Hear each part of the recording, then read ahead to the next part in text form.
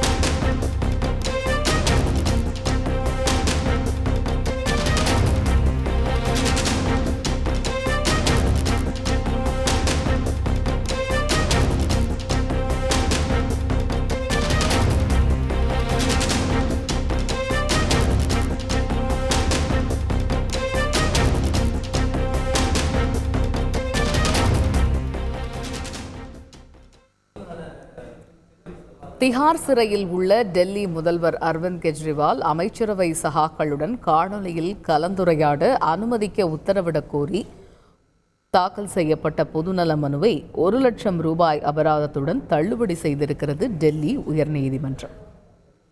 Legend Saravana ஸ்டோர்ஸின் Akshaya Tritiya offer. சவரனுக்கு ரூபாய் 1000 தள்ளுபடி. மே 12 வரை.